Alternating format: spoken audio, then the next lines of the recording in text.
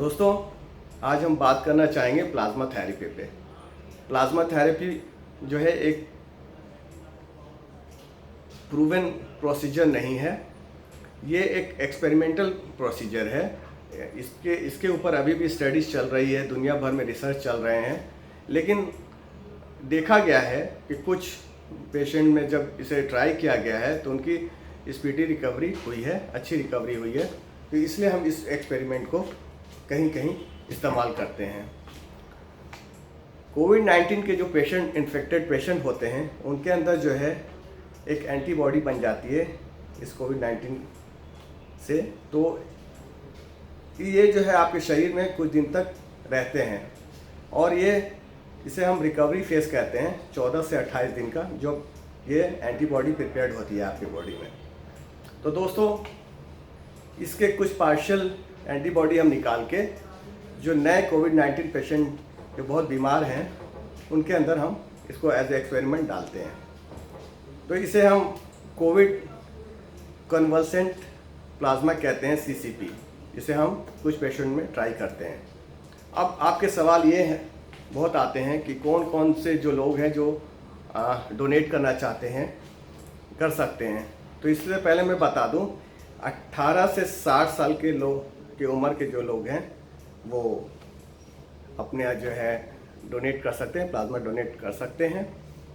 और इसके लिए जो शर्तें हैं कि 12.5 हीमोग्लोबिन जो है कम से कम होना ज़रूरी है और आप एक अच्छे हेल्थ में हो, जैसे आपको कोई फीवर नहीं हो, कोई कफिंग नहीं हो, तो आपका अच्छा होना, एक स्टैंडर्ड हेल्थ में होना ज़रूरी है जब आप डोनेट करने जाएं।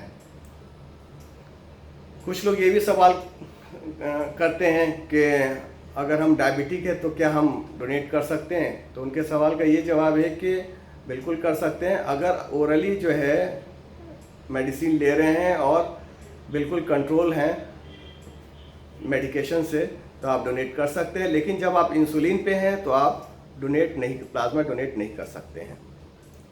दूसरी बात, जो हमारी बहनें हैं वो पूछती हैं कि क्या हम प्रेगनेंसी की हालत में जो है प्लाज्मा डोनेट कर सकते हैं। तो मैं उन बहनों को कहना चाहूँगा कि बिल्कुल नहीं कर सकते हैं।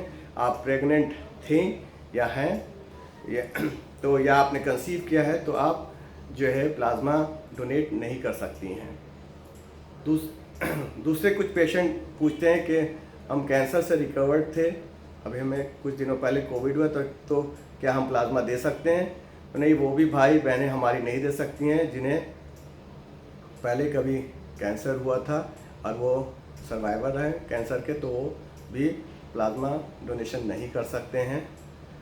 और कुछ जो लोग हेपेटाइटिस बी या सी से रिकवर्ड हैं या उनको ये इन्फेक्शन है तो वो भी जो है अपना प्लाज्मा डोनेट नहीं कर सकते हैं। और दोस्तों, कुछ लोगों का सवाल था कि इसमें वक्त कितना लगता है। तो दोस्तों, इसमें 4 से 5 घंटे जो हैं आपके लग सकते हैं। तो इसमें अलग अलग कैटेगरी है कि पहले जो है आपको कुछ ज़रूरी टेस्ट होंगे। आप जब आप चाहते हैं घर से प्लाज्मा डोनेट करने के लिए तो कुछ ज़रूरी टेस्ट होते हैं। तो उसमें आपसे 1-1.5 घंटे वेट करने कहते हैं उसके रिपोर्ट के लिए। फिर आपका आ जाता है प्रोसीजर्स का वक्त। तो प्रोसीजर में लगभग 1 घंटे लग सकते हैं आपको। तो उसके बाद होता है कि हम ऑब्जर्वेशन के लिए रखते हैं, तो वो 30 मिनट के होते हैं कि कहीं कुछ आपको कमज़ोरी वगैरह तो फील नहीं हो रही है। इसी के लिए हम लोग वहाँ पे 30 मिनट बैठा के रखते हैं। तो ये पूरा प्रोसीजर 3 से 4 घंटे का हो जाता है। अब दोस्तों, वहाँ जाके आपको जब घर से गए हैं, आप डोनेशन करने गए हैं, प्लाज्मा डोनेट करने गए हैं, तो कहीं आपको वहाँ से कोई दिक्कत ना हो डॉक्यूमेंटेशन में। तो डॉक्यूमेंटेशन में क्या होता है, कुछ चीज़ें लेके जाना है। डॉक्यूमेंट्स में आपको है RT-PCR या रैपिड एंटीजन के रिपोर्ट जो पॉजिटिव थे जब आप, उस रिपोर्ट को साथ लेना ज़रूरी है। क्योंकि कुछ मेरे पेशेंट जो है सिर्फ एंटीबॉडी रिपोर्ट लेके पहुंच गए थे जो डोनेट नहीं कर पाए। ये आप बिल्कुल क्लियर कर लें कि एंटीबॉडी रिपोर्ट से आप डोनेशन नहीं कर सकते हैं। RT-PCR या रैट का पॉजिटिव रिपोर्ट होना ज़रूरी है उस वक्त का।